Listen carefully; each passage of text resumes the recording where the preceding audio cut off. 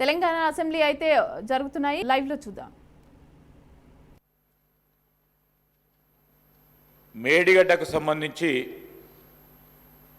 కృంగిపోయిన barrage, శిథిలావస్థకు చేరిన barrage, పగుళ్ళు వచ్చిన బ్యారేజ్, దాని అసలు కారణాలేందని మరి విజిలెన్స్కి ఇవ్వాలని వెంటనే విజిలెన్స్కి ఇవ్వటం జరిగింది. విజిలెన్స్ రిపోర్ట్ వచ్చింది. ఆ రిపోర్ట్ ఇచ్చిన నేపథ్యంలో ఆ రిపోర్టుకు సంబంధించిన అనేక అంశాలపై ప్రత్యక్షంగా కూడా ఈరోజు గౌరవ ముఖ్యమంత్రి రేవంత్ రెడ్డి గారి ఆధ్వర్యంలో ఉప ముఖ్యమంత్రి గారు, అదేవిధంగా గౌరవ సహచర మంత్రివర్గ సభ్యులు, గౌరవ శాసనసభ్యులు అందరం కూడా అన్ని పార్టీలకు సంబంధించి ఈరోజు సిపిఐ కానీ, ఎంఐఎం కానీ, బీజేపీ కానీ, టీఆర్ఎస్ పార్టీ వారిని కూడా తీసుకెళ్ళాలి. ఈరోజు మేము ఒక్కరమే మాట్లాడితే అదేదో రాజకీయపూర్వంగా వారు మాట్లాడటం జరుగుతూ ఉన్న సందర్భంలో కొంతమంది ఈరోజు వారే వచ్చి వాస్తవిక పరిస్థితులను, వాస్తవిక దృశ్యాలను ప్రజల ముందట ఉంచాలనే ఒక ఆలోచనతో ఈరోజు అందరినీ కూడా ఆహ్వానిస్తాం అధ్యక్ష.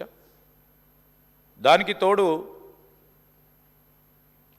ఎలక్షన్ సందర్భంలో డ్యామ్ సేఫ్టీ అధికారులు, మా ప్రభుత్వ అధికారులు కాదు అధ్యక్ష, డ్యామ్ సేఫ్టీకి సంబంధించిన కేంద్ర ప్రభుత్వ అధికారులు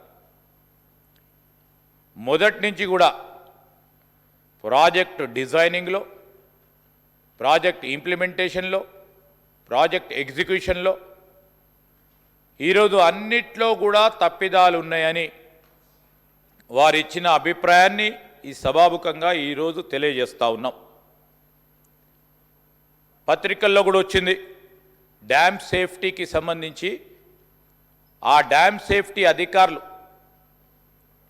ఈరోజు ఈ పగుళ్ళకి, ఈ కుంగిపోవటానికి ఎప్పుడు లేని విధంగా యావత్ భారతదేశంలో ఎన్ని బ్యారేజీలు నిర్మాణం చేసినా, ప్రత్యేకించి మా కాంగ్రెస్ పార్టీ ప్రభుత్వంలో పెద్ద పెద్ద బ్యారేజీలు కానీ డ్యాములు కట్టి ఈరోజు 40-50 సంవత్సరాలు గడిచినప్పటికీ ఒక్క డ్యామ్ పరంగా కూడా చిన్న పగుళ్ళు వచ్చినాయనో లేక ఈరోజు కుంగిపోయిందనో ఎప్పుడు కాలేదు అధ్యక్ష. ఈరోజు ఈ విధంగా జరిగిందంటే రాష్ట్ర ప్రజలకు సంబంధించిన సంపద ఏ విధంగా వృధా కావటం జరిగింది. ఆనాడున్న ప్రభుత్వం తీసుకున్న అనాలోచితమైన నిర్ణయాల వల్ల ఇష్టారాజ్యంగా అడ్డగోలుగా నిర్మాణం జరిగింది కనుక పూర్తి స్థాయిలో అవినీతి జరిగిందని, ఆ అవినీతి వలన రాష్ట్ర ప్రజలకు సంబంధించిన ఖజానాకు సంబంధించిన డబ్బు ఏ విధంగా దుర్వినియోగమైందని విజిలెన్స్ రిపోర్ట్ ఇచ్చిన మాట వాస్తవాన్ని వారి దృష్టికి తీసుకెళ్తున్నాం అధ్యక్ష. వారి దృష్టికి తీసుకెళ్తా ఉన్నాం అధ్యక్ష. మేం చెప్పింది కాదు. ఈరోజు మా ప్రభుత్వం చెప్తే ఒక రీతిగా ఉంటుంది, మేమేం చెప్పలేదు అధ్యక్ష. ఒక పరంగా డ్యామ్ సేఫ్టీ అధికారులు, ఇంకో పరంగా అధికారుల పరంగా విజిలెన్స్ రిపోర్టుకు సంబంధించి తీసుకున్న నిర్ణయం ప్రకారం ఈరోజు వాళ్ళే వాస్తవాలను చూడడానికి రమ్మంటున్నాం అధ్యక్ష. ఈరోజు వాస్తవాలను వారు స్వయాన వారి కళ్ళతో చూడాలని వారిని కోరుతా ఉన్నాం అధ్యక్ష. ఈరోజు మేము వారిని కూడా కోరేది ఒకటే. ఈరోజు నా నియోజకవర్గానికి సంబంధించిన 3 బ్యారేజీలు కట్టిన అధ్యక్ష. ఒక్క నిమిషం శ్రీధర్ బాబు గారు, ఒక్క నిమిషం. హరీష్ రావు గారు, ఎల్ఏ మినిస్టర్గా మీకు అనుభవం ఉన్నది. మీరు ఎల్ఏ మినిస్టర్గా ఈ సభల సీనియర్ సభ్యులు నిన్న 40 నిమిషాల టైంకు 1.5 అవర్ మీరు మాట్లాడినరు. మీరు కూడా రాజకీయ స్పీచ్లు ఇచ్చిండ్రు. మీరు ఈ విధంగా అడ్డుకోవడము సమంజసం కాదు. సభ మర్యాదలను కాపాడండి. శ్రీహరి గారు, మీరు కూడా సభ మర్యాదలను కాపాడండి. ఎల్ఏ మినిస్టర్ గారు సార్ మేమేం మిమ్మల్ని అంటలేము సార్. అధికారులు ఇచ్చిన రిపోర్టు ముందు పెడతా ఉన్నాం. ఎందుకు ఉలికి పడతా ఉన్నారు సార్? ఎందుకు ఉలికి పడతా ఉన్నారు? డ్యామ్ సేఫ్టీ అధికారి సార్, సభాపతి గారి అనుమతితో మాట్లాడటం జరుగుతూ ఉంది.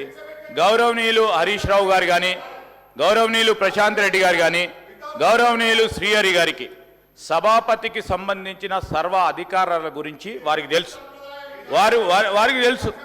వారికి స్పీకర్ గారికి ఏం అధికారం ఉంటుంది, సభాపరంగా ఏ విధమైన నిర్ణయాలు తీసుకుంటారు. సార్ నేనేమంటున్నా సార్, ఈరోజు మేము ఎందుకు పోతున్నామో చెప్పాల్సిన అవసరం ఉంటుంది కదా. మిమ్మల్ని ఎందుకు రమ్మంటారో చెప్పాల్సి ఉంటుంది కదా సార్. ఈరోజు నేను మిమ్మల్ని కోరేది ఒకటే అధ్యక్ష, నేను ప్రత్యేకంగా నా ప్రాంతానికి సంబంధించిన 3 బ్యారేజీల నిర్మాణం జరిగినాయి అధ్యక్ష. ఈరోజు మేడిగడ్డ, ఈరోజు అన్నారం, సుందిల్ల బ్యారేజీ నిర్మాణం జరుగుతూ ఉన్నప్పుడు ఆ ప్రాంత ప్రజలు, ఆ రైతు సోదరులు వారికి సంబంధించిన భూములు కోల్పోయి, ఇల్లు కోల్పోయి, పూర్తి స్థాయిలో నష్టం జరిగి రాష్ట్ర ప్రయోజనాల గురించి వారు త్యాగం చేసిన ఆ త్యాగానికి ఫలితం లేకుండా పోయిందని మా ప్రాంత రైతుల ఆవేదన అధ్యక్ష. కూర్చోండి. ఆవేదనతో పాటు ఆ ప్రాంత రైతులకు సంబంధించిన అంశాలను కూడా ఈరోజు రాష్ట్ర ప్రజలకు సంబంధించిన సంపద ఏ విధంగా వృధా అయిందని మీరందరూ కూడా చూడడానికి రమ్మని కోరుతా ఉన్నాం అధ్యక్ష.